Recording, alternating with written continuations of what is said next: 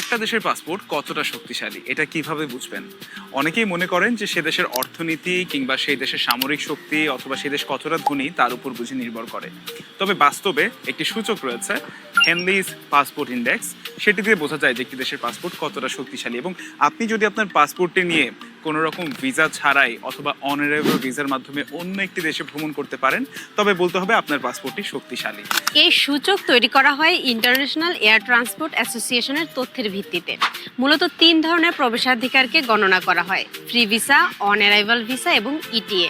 অর্থাৎ আপনি কোনো দেশে ভ্রমণ করার আগে যদি দূতাবাস থেকে ভিসা কালেক্ট না করেন তাহলে সেটিকে ইতিবাচক হিসেবে গণনা করা হয়।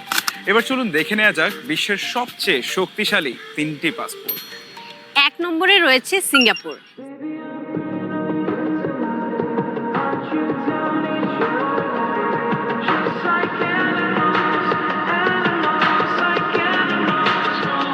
সিঙ্গাপুরের পাসপোর্ট ব্যবহার করে আপনি বিশ্বের 190টিরও বেশি দেশ ভ্রমণ করতে পারবেন।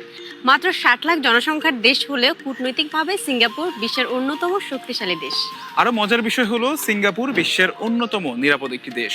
এই দেশের এয়ারপোর্ট যে চাঙ্গি এয়ারপোর্ট সেটি বহু বছর ধরে বিশ্বের সেরা বিমানবন্দরের তালিকায় রয়েছে। এবং এই দেশের যে পাসপোর্ট সেটিও কিন্তু বহু বছর ধরে শীর্ষস্থান অবস্থান করে রেখেছে শক্তিশালী পাসপোর্ট হিসেবে। দ্বিতীয় স্থানে রয়েছে জাপান।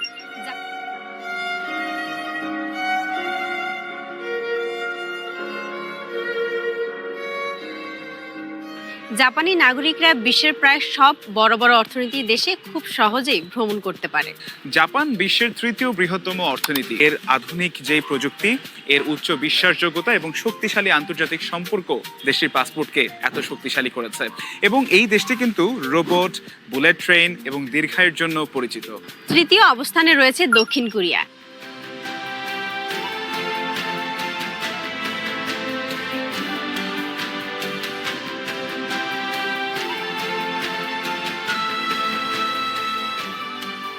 কেপপ কিংবা স্যামসাং এর জন্য পরিচিত এই দেশটির পাসপোর্টও অন্যান্য শক্তিশালী দেশগুলোর মধ্যে অন্যতম। দক্ষিণ কোরিয়া মাত্র কয়েক দশকের মধ্যে যুদ্ধ বিধ্বস্ত অবস্থা থেকে একটি শক্তিশালী অর্থনীতিতে ঘুরে দাঁড়িয়েছে। এবং এই দেশের যে সংস্কৃতি, এই দেশের যে প্রযুক্তির ব্যবহার এবং এদের যে আন্তর্জাতিক সম্পর্ক, সব মিলিয়ে বহির্বিশ্বে এর একটি শক্তিশালী অবস্থান তৈরি হয়েছে। এবার আসি বিশ্বের সবচেয়ে দুর্বল 3টি পাসপোর্টে। ইয়েমেনের পাসপোর্ট দিয়ে খুব অল্প সংখ্যক দেশে আগাম ভিসা ছাড়া প্রবেশ করা যায়। দীর্ঘদিনের সংঘাত এবং রাজনৈতিক অস্থিরতা আসলে এর অন্যতম কারণ। এরপরে রয়েছে সিরিয়া। প্রায় 1 দশক ধরে চলা গৃহযুদ্ধের কারণে এই দেশটির সাথে অন্যান্য দেশের আন্তর্জাতিক সম্পর্কের ব্যাঘাত ঘটেছে, যার কারণে এই দেশের পাসপোর্ট অনেকটাই দুর্বল হয়ে গেছে। বিশ্বের সবচেয়ে দুর্বল পাসপোর্ট হিসেবে রয়েছে আফগানিস্তানের। কারণ তারা দীর্ঘদিনের যে রাজনৈতিক অস্থিরতা এবং আন্তর্জাতিক নিষেধাজ্ঞা, তার কারণে বেশিরভাগ দেশেই তারা আসলে ভ্রমণ করতে পারেন না। খুব অল্প সংখ্যক দেশে তারা কিন্তু ভিসা পান। এবার আসি আমাদের বাংলাদেশে।